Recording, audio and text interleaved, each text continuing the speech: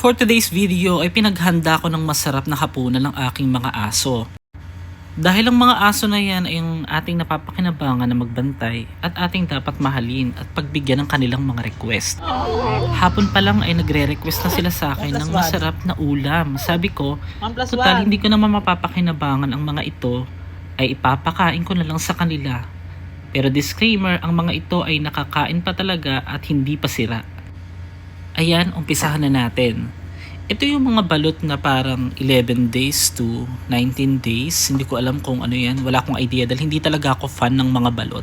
Naiwan lang to ng aking mga friend kasi akala nila kumakain ako nito. Dahil plano nga sana namin magbukbang ng balot, pero ito pinaghanda ko na ang panggisa at simulan ko na ang pagigisa. Matapos na balatan isa-isa ay ito, isasangkot siya muna natin ang mga balot. Disclaimer, uulitin ko, kung ikaw ay fan nito ay ako naman ay hindi talaga. Bata pa lang hindi na talaga ako kumakain yan dahil hindi ko talaga bet or hindi ko talaga preference na kumain ng mga ganyan dahil naawa talaga ako pag nakakakita ako ng sisiw. Ewan ko lang. So ito hinanda. Isinama ko na yung hotdog tsaka yung mga natirang ulam kasi para hindi naman masayang at nilagyan ko ng oyster sauce, ng toyo at syempre lalagyan din natin yan ng paminta para masarap naman para sa kanila. Naglagay na din pala ako ng konting seasoning pampalasa. Syempre kahit ang mga hayop ay kailangan din nila ng masarap na pampalasa na masarap. Nilagyan ko ng konting water na wasa. Yan, tapos pakuloy ng konti kasi wag masyadong haluin dahil madudurog yung pinakabalot. Naglagay na din ako ng konting magic sarap. At ito yung natirang siomay na kakainin din sana namin sa mukbang. Pero yan, hindi yan panisa. Nilagay ko na rin. At hindi ko naman ugaling magpakain ng panis sa mga hayop. Dahil syempre, parang tao din ang turing natin sa kanila. At ito na yung ni-request ng aking aso. Diba? Naluto na at nababanguhan ako talaga dyan. Pero hindi talaga ako nagkikrave kasi hindi ko naman talaga siya talaga bet. Puro talaga na lang, no? At medyo social nga yung kanilang nakasanayang pagkain. Nagluto ako ng corn or dito ko lang natutunan ito sa Mindanao.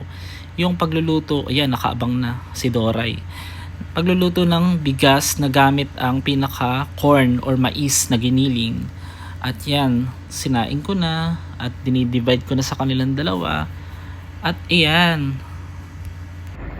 Ayan na. Perfect. Sa tingin ko nga magugustuhan nila yan. Kapag ang inyong mga alagang hayop ay nag-request, pagbigyan nyo na. Dahil minsan lang sila dito sa mundo natin makakasama. Charing. So ito na. Naka-prepare na. Dinivide ko na sa kanilang kainan. Yung pinggan na yan ay hindi ko na ginagamit kaya dyan sila kakain. Yung isang part naman na yan.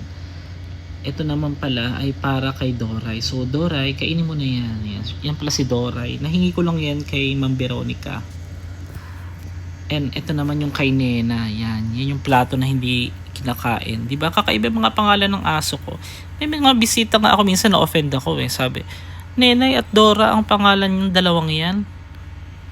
Ang pangit ng pangalan nila. Medyo nasaktan ako pero hindi na ako nagpahalata. Kasi nga, syempre, kahit mga hayop yung mga yan, tinuturing ko silang tao at hindi lang basta tagapagbantay.